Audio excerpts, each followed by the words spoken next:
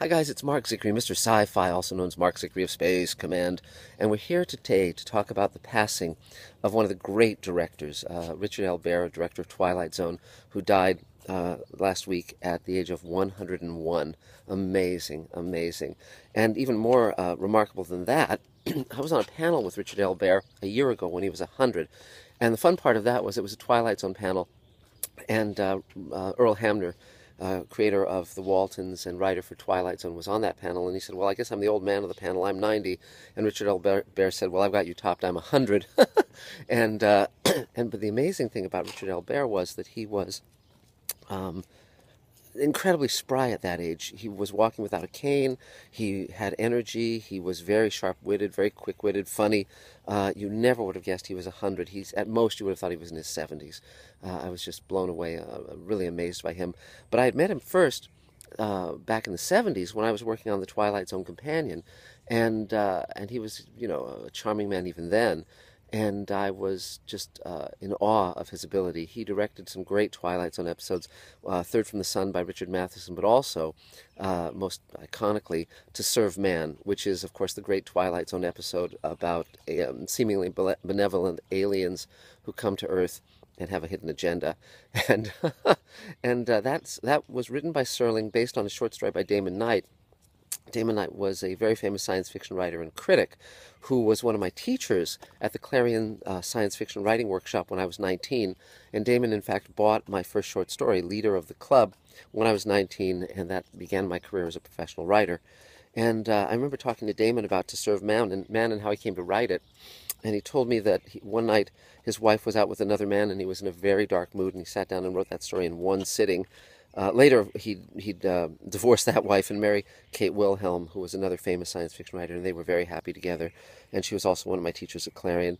But Damon sold the story to Serling, and Serling adapted it into a phenomenal Twilight Zone episode starring Richard Keel as a very creepy, slightly angelic, slightly creepy-looking alien called a Canimate. He played all of the Canimates in that episode, and the makeup was by William Tuttle and Charles Schramm.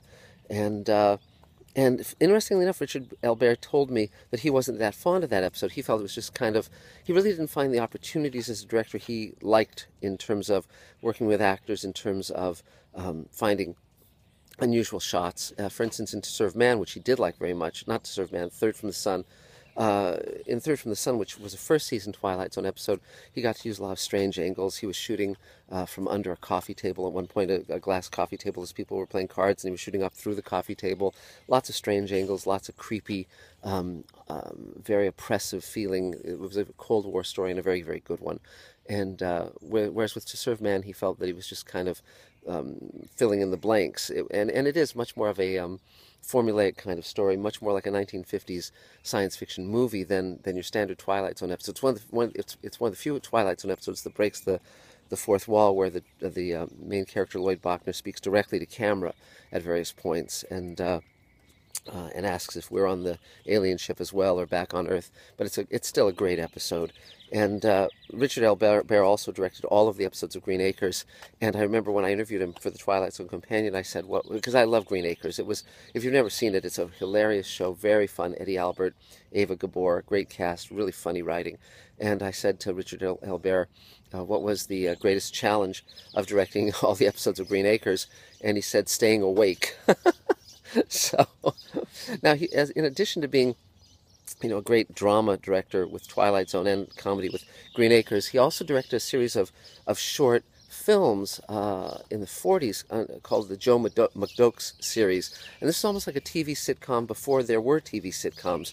And when I was at the event in Newport Beach, where they gave him the key to the city and we talked about his career, they screened some of those Joe McDoakes shorts, and they were very funny and very inventive. And again, the fact that this guy was directing in the 30s and 40s was just amazing to be sitting with him on a panel. So I just kind of wanted to check in a little with you guys and tell you about Richard Albert, and you might want to haul out some of the Twilight Zone episodes he directed and revisit them, and maybe lift a toast to him. After we were on the panel at Newport Beach, we went back to his place, and he served cocktails, and it was old Hollywood. and it was really great. So these guys, once they're gone, there's no replacement. The later generations are not the same as the amazing men and women who lived through the Depression, World War II, and went on to create the great works of the 30s, 40s, 50s, 60s, and beyond. I'm very honored to have known Ray Bradbury, Richard Matheson, Richard Albert, my dear friend Doug Hayes, who directed Eye of the Beholder and The Howling Man and After Hours and many other great Twilight Zone episodes. Once they're gone, they're gone. And all we can do is treasure them while they're here and treasure the work that remains. We're so lucky that these amazing men and women worked in a medium that has lasted and will continue to last. So for now, that's Marc Zicree, Mr. Sci-Fi, Marc Zicree of Space Command.